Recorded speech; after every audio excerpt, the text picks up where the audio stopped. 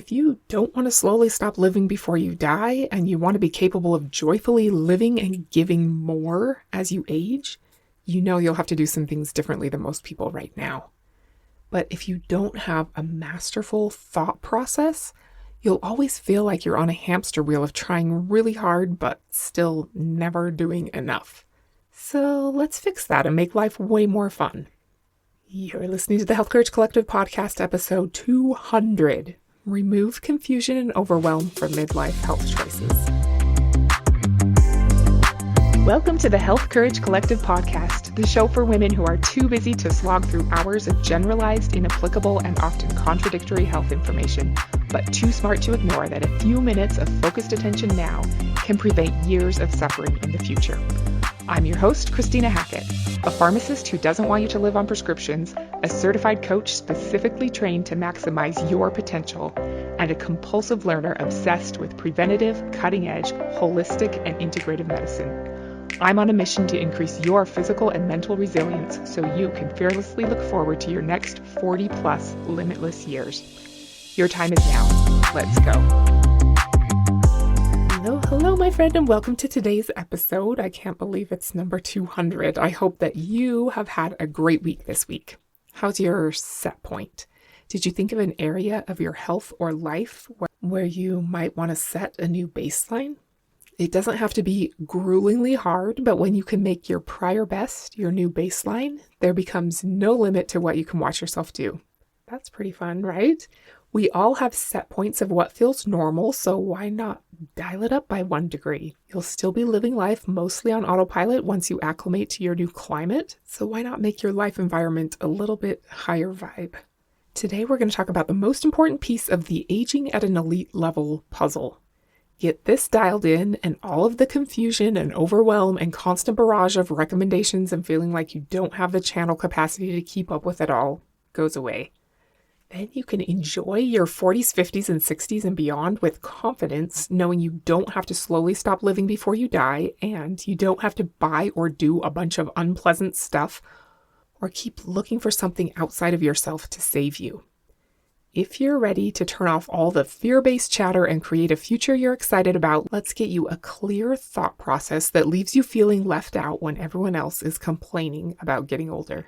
If we had a friend who came to me for advice about planning financially for retirement, I would tell her to go talk to someone who's actually qualified to give advice. But if for some reason the only people left on the earth to ask were me and Lindsay Lohan, then I would say that if we're the only people left on earth, maybe your biggest problem isn't long-term financial planning. But if you or I were to advise this person, we'd probably come up with similar common sense directions for her.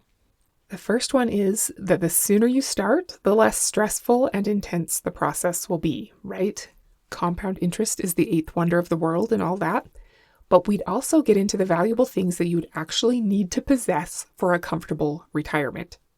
Assets.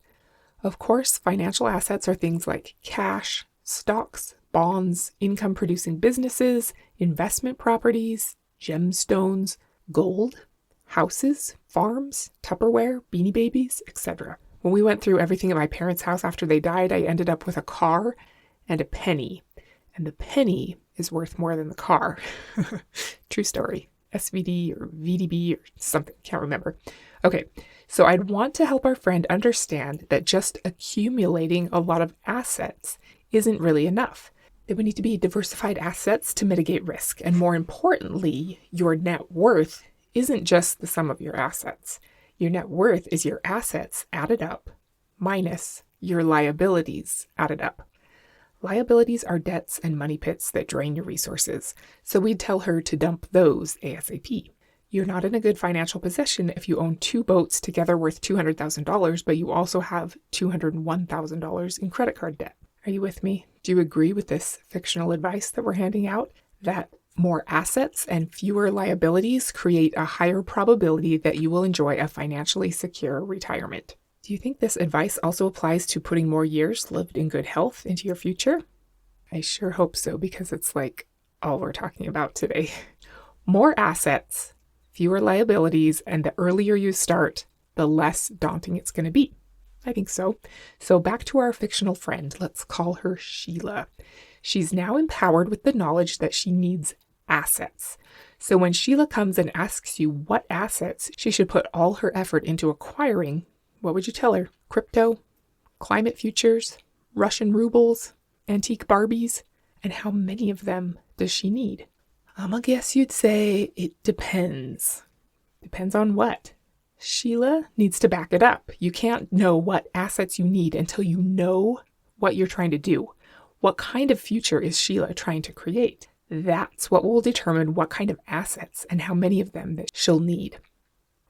She's going to need to get really serious about high-value financial asset acquisition if her one true dream is to live out her retirement years on Park Avenue in New York and become a lady who lunches. Whereas she can be less concerned with the total value of her assets or their rate of growth if her one true dream is to be an off-the-grid subsistence homesteader in the Czech Republic. How about you? What kind of future do you long to create, and what assets will you need to be able to make it a reality? Not Chanel bags versus Slavic nanny goats. Well, maybe that too, but more importantly, what kind of physiological assets will you need in order to live out your one true dream? The only way to know that is by knowing what kind of future you want to create and working backward from there. Since this is the 200th episode, I have a special free bonus for you so you can follow along and actually sit down and do this process. Not just halfway think about it while you're walking or cleaning the litter box or chopping vegetables or whatever mysterious and important work you're doing right now. There will be a link in the show notes that you can click on later or go to www.healthcouragecollective.com/200. I'm hoping this episode and its accompanying bonus will help you create a shatterproof framework in your mind of the way to think through all of the wellness/longevity/menopause/health/fitness advice that gets shouted in your face all day, every day. It's overwhelming and it feels pretty daunting. And it can make you feel like a weak person if you're not able to follow all of it flawlessly. But guess what? The reason why it feels so hard and overwhelming is because almost everyone is doing things backwards and trying to get you to do it backward too. Health advice usually starts with things you should do or buy or use or take, and why.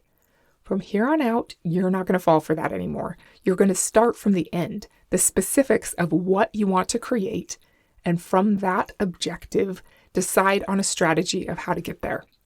Then from that strategy, you'll determine the specific tactics that will best serve that strategy. Those are Dr. Peter Attia's terms, objective, strategy, and tactics, and I think that they're incredibly useful.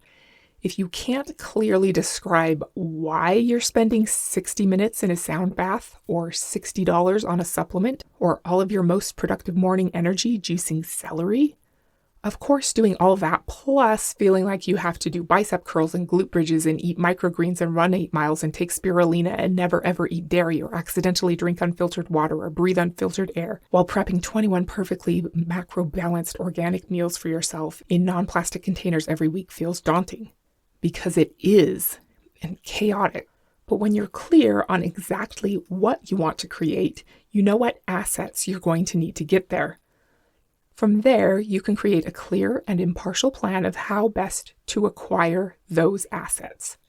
Then it's pretty straightforward to prioritize where to spend your resources of time, attention, energy, and money to acquire those assets and move the plan forward. Doesn't that feel so much better? I love following a logical and well-defined plan. We all have what Jason Selk and Tom Barta, who wrote the book Organize Tomorrow Today, call channel capacity. No matter how awesome you are, and I know that you're awesome, there's still a limit to how many things you can focus on and commit your resources to at once. What if you used yours on the highest leverage actions first?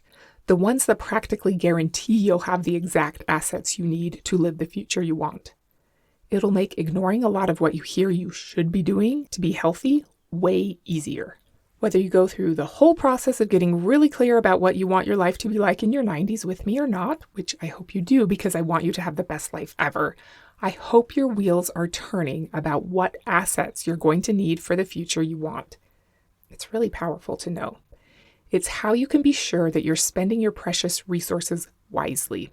When you're thinking about financial planning, you use your net worth as kind of an overall picture of your financial wellness. Total assets minus total liabilities. I think it makes sense to do something similar for your physiological assets and liabilities. People can get pretty emotional about financial stuff, and I think making a biological balance sheet could perhaps be even more fraught. But I also think it's worth it in as much as you use it to help you plan your highest leverage actions that are actually worth spending your energy on without blaming yourself or beating yourself up or anything at all. It's definitely useful to take responsibility for the fact that racking up $70,000 of credit card debt was not the wisest thing to do for your future self and make a plan to change. And maybe there's some crossover to doing something similar for any physiologic liabilities that you might have, but kind of not so sure because I believe that you've done the best you could, and I don't think blaming your past self for your current problems will drive your life forward.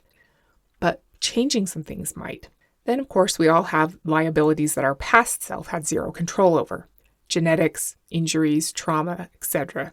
Then there's the even more nebulous issue that a lot of the obstacles and issues that we have actually make us stronger and better people than we would have been without them. So calling your attention deficit or your migraines or your gluten intolerance a liability is actually exactly backward.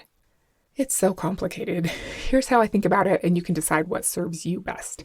What I'm referring to as liabilities are not bad in the sense that if we can't hurry up and reverse them all, we have no choice but to declare biological bankruptcy. They're more like some areas that require extra attention and resources. Counterpoint assets, if you will. We're all going to have our own unique required assets for the future we want, and there are some assets that will be pretty commonly desired among all of us.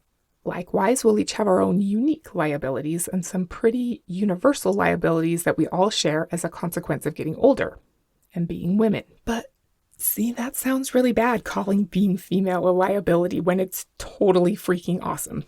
Our vintage feminine biology just needs a bit of expert attention, the way you wouldn't take a Rolls Royce to Jiffy Lube or store a Ming vase in the rickety shed out back. You just need some extra assets. In this framework you're going to map out either by yourself or guided by me, you'll know what's most important to you, ranked in order of importance. That will help you figure out what assets you'll need to maintain and or develop in order of importance. It's also where what the considerations formerly known as liabilities are key because those tell you the countermeasures you need in place if you want to avoid them. Hormonal fluctuations around the time of perimenopause and menopause. Metabolic dysfunction or suboptimal insulin and blood glucose levels will increase your risk of every chronic disease there is, and our metabolic health typically gets worse with age. Cardiovascular disease is the number one cause of death for women. Cancer and neurodegenerative diseases like Alzheimer's are risks of getting older. Most women who live long enough are at a big risk for falling and becoming unrecoverably injured, and their immune systems are not very strong. Many live with chronic pain. Knowing all of these common things helps us so much because there are countermeasures or assets that we can bring with us into our next decades to prevent or drastically delay them. Some assets you might want to consider putting on your list to work toward are optimal insulin levels and insulin sensitivity, high-functioning mitochondria, which gives you energy, optimal hormone levels, optimal cardiovascular risk metrics, and excellent brain function. I'm a huge, huge fan of one of the most underappreciated but most powerful assets you can possibly acquire, which is muscle mass. Strength and bone density usually come along with that, and having good balance and mobility are also fantastic assets. I could keep listing assets forever. Cardiorespiratory endurance, excellent sleep habits. But the only thing that's really important is what's important to you. And as much as I love your muscles and mitochondria and liver and kidney function, what the science shows should be at the top of your list of developed assets are emotional health, good relationships, and a sense of purpose. So I hope those things are things that you remembered to include too. Once you have your awesome list of assets, you're in a great place to see the big picture of your future and what you want to focus your best efforts on now. You might also be tempted to be overwhelmed with having to acquire all of these seemingly impossible things. It's a bit like feeling like you need to be extremely well informed about 100 different companies on the S&P 500 so that you can individually invest in the best ones. Know all about intermediate term bonds and how they might perform over the next 10 years, which long-term bonds are the best, how strong of a position the US dollar has compared to foreign currencies right now, what inflation-protected securities are, the current price of gold, and which commodities hold their value the best. That's daunting. Similarly to how you can invest in different index funds that sort of let you buy the whole market if you choose the right high leverage actions, just a few key actions will help you acquire an astonishingly large number of assets. This is where it gets fun. You can buy the majority of 20 or 30 assets with one action, and the majority of another 20 or 30 assets with another action. Then when you're tempted by the next shiny object or to spend a bunch of time on the newest wellness trend, you can ask yourself how many assets it will be the highest impact driver of. If it's not majorly impactful, but it's something you really want to try because you think it's fun, that's cool. Just don't fool yourself into thinking it's going to be half as effective as tracking and making sure you consume the right amount of high quality protein every day or whatever your key action is. When you're clear about this framework, keeping everything in its proper perspective and making decisions about what to spend your energy on will be obvious. So I hope you take the few minutes to go through these exercises. Remember, you can find them at www.healthcouragecollective.com/200. Once you're clear about your key actions and how to assess whether they're actually working to create your desired assets, all you have to do is fall in love with doing those things. Easy peasy, right? My favorite quote ever is from the Roman Stoic philosopher Seneca, who said, "How much better is it to pursue a straight course and eventually reach that destination where the things that are pleasant and the things that are honorable finally become for you the same." I love that one because I believe that you can tweak and massage the genuine enjoyment you get from certain actions, and you can tweak and massage the actual actions necessary to create the assets you want until those two things are in alignment. Then the things that you most enjoy doing are the things that are best for you. And creating the future you want is really fun right now, every day. Getting clear about what you want in your 90s is the first step to figuring out what assets you need to have to make that happen. Then getting clear about what actions are most likely to create those assets is the first step in being able to ignore a whole bunch of stuff that isn't worth your limited time and attention. Like many things, thinking backward to forward will be a game changer for your long-term health. Starting with specifically where you want to end up and then figuring out the asset portfolio you need to be able to create that outcome is crucial. What assets are you going to acquire and or maintain for yourself? I'd love to know. Send me a message at healthcouragecollective@gmail.com with your ideas. Don't forget to come over to www.healthcouragecollective.com/200 and go through the free asset guide exercises so you have a framework to decide what's worth your effort and will actually help you create a future where you live more as you get older rather than less. Next week, we're going to talk about waking up in the middle of the night and 3 ways to fix it. Until then, think at an elite level, backward to forward, and don't be normal. Thank you so much for tuning into the Health Courage Collective podcast. I am truly honored that you have paid me the enormous compliment of your time and attention. I would be so grateful if you would share this podcast with someone you know and subscribe so you never miss an episode. This podcast is for entertainment and information purposes only. Statements and views on this podcast are not medical advice. This podcast, including Christina Hackett and producers, disclaim responsibility for any possible adverse events by use of information contained herein. If you think you have a medical problem, consult a licensed physician.